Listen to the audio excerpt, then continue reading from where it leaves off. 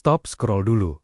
Karena kalau lo masih ngerasa gaji segini, mana bisa kaya, video ini buat lo. Gue Tamo, 28 tahun, dan gue bakal ngobrol santai soal aturan main uang yang sering kita abaikan. Kalau lo pengen tabungan mulai kelihatan dan hidup lebih aman, tonton sampai habis. Kalau lo suka konten finansial yang realistis buat pejuang gaji pas-pasan, klik subscribe sekarang. Jadi, kaya itu bukan cuma soal hoki, tapi soal hukum. Kalau lo ngelanggar hukum uang, lo bakal muter di tempat yang sama. Kalau lo nurutin hukumnya, pelan-pelan uang lo mulai nurut. Masalahnya, banyak orang jalan sambil bawa alasan, bukan bawa rencana. Mereka nyalahin ekonomi, nyalahin nasib, tapi nggak pernah nyalahin kebiasaan sendiri. Sementara segelintir orang milih belajar aturan mainnya, lalu action. Kalau lo terus cuek sama cara kerja uang, tahun bakal lewat begitu aja. Suatu hari, lo bangun,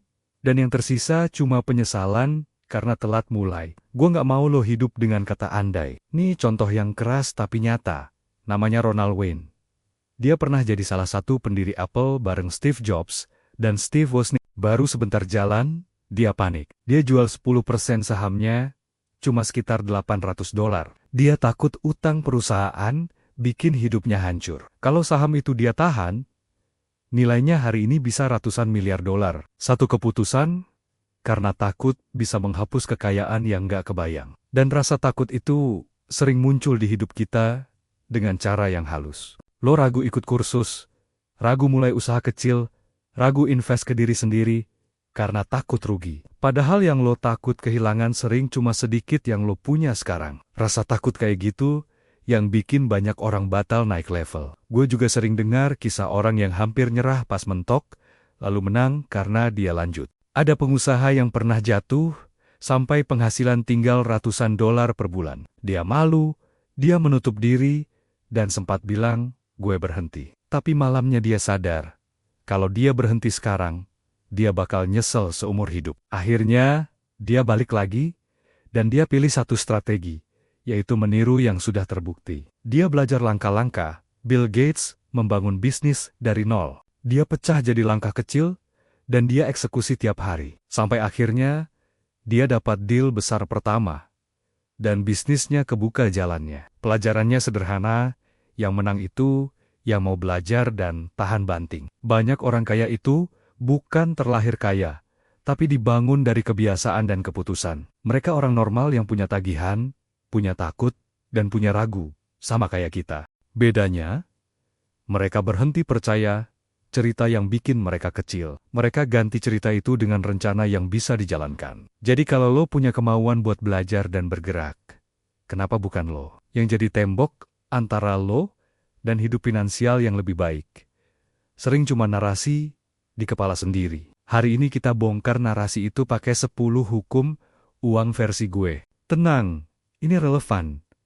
Bahkan kalau lo mulai dari nol, kalau lo pernah ngerasain uang seret tiap akhir bulan, tulis gas di komentar. Kita mulai dari hukum pertama. Hukum 1.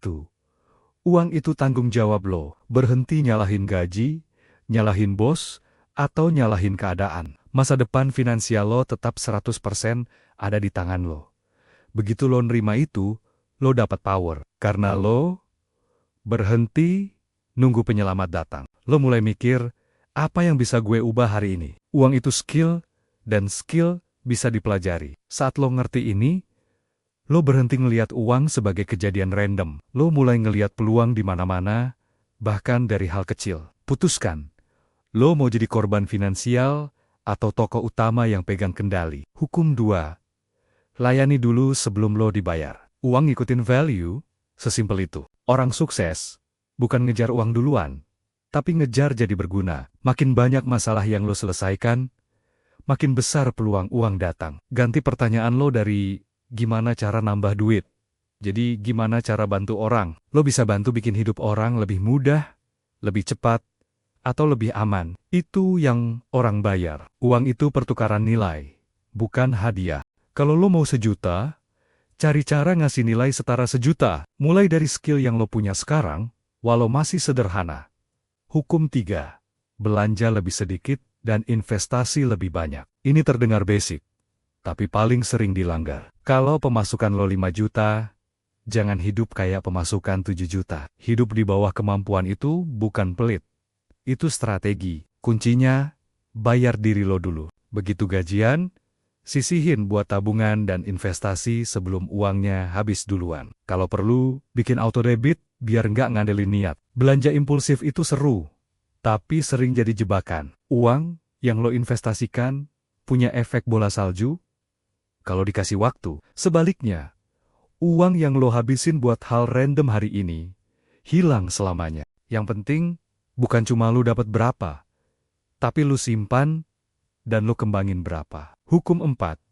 Gandakan sumber penghasilan lo. Satu sumber penghasilan itu rapuh. Satu gaji hilang, hidup lo bisa langsung goyang. Orang yang lebih aman biasanya punya beberapa aliran uang. Anggap penghasilan itu kayak meja. Kalau kakinya satu, gampang roboh. Kalau kakinya banyak, lebih stabil. Bisa dari side hustle, komisi, freelance, atau investasi yang ngasih bunga dan dividen. Tapi diversifikasi bukan berarti nyoba 10 hal sekaligus. Bangun satu aliran yang kuat dulu, baru nambah yang berikutnya. Pastikan tiap aliran punya tujuan, bukan sekadar FOMO. Hukum 5. Bergerak cepat sambil belajar. Kecepatan ngalahin perfeksionisme. Pembunuh kekayaan yang paling halus itu nanti aja. Nunggu waktu yang pas, nunggu siap, atau nunggu semua jelas. Itu jebakan. Peluang itu kayak matahari terbit. Kalau lo kelamaan nunggu, keburu lewat. Rencana setengah jadi yang lo jalankan hari ini bisa ngalahin rencana sempurna yang lo tunda. Kalau lo mau mulai, bikin versi kecilnya dulu. Jual dulu ke 10 orang, jangan mimpi jual ke 10.000 orang dulu. Upload dulu 5 konten, jangan nunggu konten pertama harus viral. Mulai nabung dulu 100.000, jangan nunggu bisa langsung 1 juta. Gerak, ukur, perbaiki, ulang. Kalau lu stuck di planning paralysis, lu bakal kalah sama orang yang BOC biasa aja, tapi konsisten eksekusi. Hukum 6. Jangan berhenti di tengah jalan. Ketekunan itu senjata paling murah, tapi paling kuat. Cara paling pasti buat gagal adalah berhenti. Semua orang yang lo anggap sukses pasti pernah mentok. Bedanya, mereka lanjut ketika orang lain mundur. Banyak orang nyerah di percobaan ke-10. Padahal suksesnya nunggu di percobaan ke-11. Kalau hari ini lo capek, itu normal. Yang nggak normal itu berhenti permanen cuma karena lagi capek. Istirahat boleh, evaluasi wajib, tapi jangan cabut dari permainan. Ingat cerita Colonel Sanders yang bawa resep ayamnya ditolak berkali-kali. Dia udah tua, uang pas-pasan, tapi dia tetap jalan. Akhirnya satu, ia ngubah hidupnya. Lo juga butuh satu iya itu. Dan itu datang kalau lo tetap konsisten. Hukum 7. Tiru yang sudah terbukti. Sukses itu ninggalin jejak. Kalau target lo dana darurat 6 bulan, pasti ada orang yang udah pernah nyusunnya. Kalau target lo bisnis online jalan, pasti ada orang yang udah pernah nabrak tembok yang sama. Kenapa harus ngulang dari nol? Kalau lo bisa belajar dari peta orang lain. Cari mentor, cari role model, atau ikuti praktisi yang transparan soal proses. Bongkar langkah mereka, bukan cuma pamer hasilnya. Tanya, rutinitasnya apa, sistemnya apa, dan kesalahan apa yang mereka hindari. Ambil yang cocok, buang yang nggak cocok, lalu eksekusi versi lo.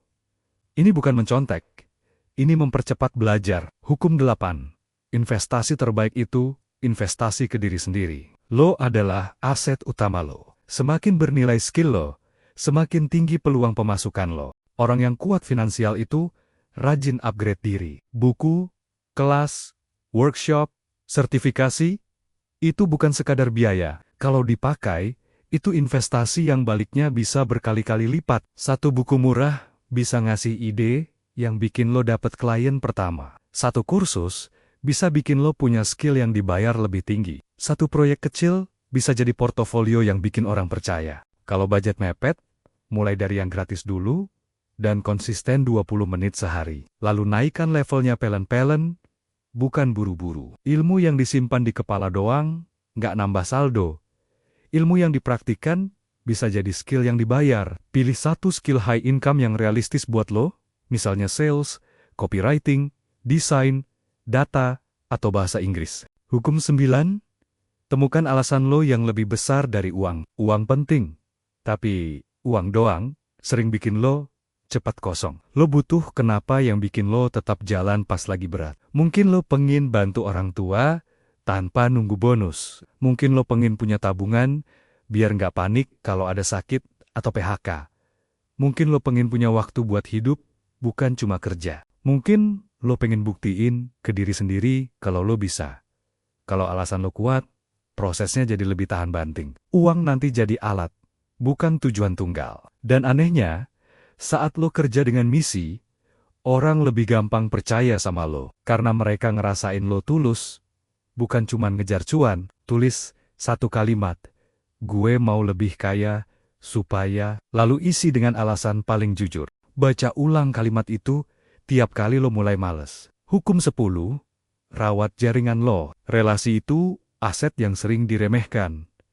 Kesempatan besar sering datang lewat orang, bukan lewat iklan. Bukan berarti lo harus sok akrab, tapi lo harus genuine. Bangun trust dengan cara sederhana, tepat janji, rapi komunikasi, dan gak ngilang. Satu teman kerja bisa jadi partner usaha. Satu kenalan komunitas bisa jadi klien pertama. Satu obrolan sopan bisa jadi pintu kolaborasi. Semakin lo dikenal sebagai orang yang bisa diandalkan, semakin banyak peluang yang nyamperin. Skill itu penting, tapi kepercayaan yang bikin orang balik lagi. Dan sekarang, lo dan gue juga lagi bangun relasi lewat konten ini. Kalau lo sudah sampai sini, berarti lo serius sama masa depan finansial lo. Sekarang pilih satu hukum yang paling nusuk dan eksekusi hari ini. Kalau yang nusuk adalah hukum 3, langsung set auto debit tabungan setelah gajian. Kalau yang nusuk adalah hukum 4, pilih satu side hustle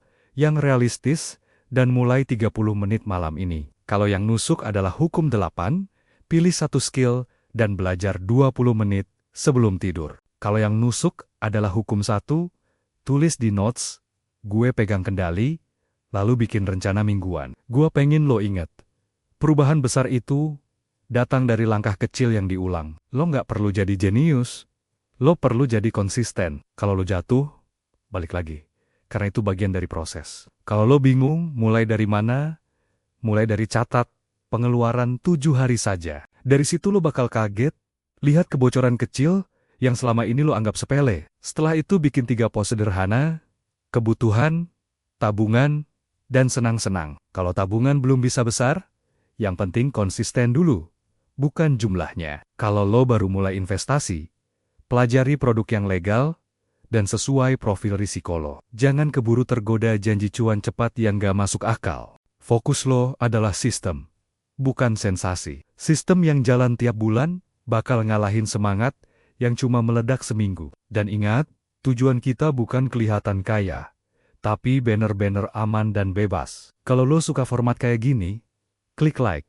Biar gue tahu. Tulis di komentar, hukum nomor berapa yang mau lu latih minggu ini. Dan jangan lupa subscribe, karena gue bakal bikin seri praktiknya biar lebih gampang lo jalanin. Sampai ketemu di video berikutnya, dan semoga dompet lo makin waras.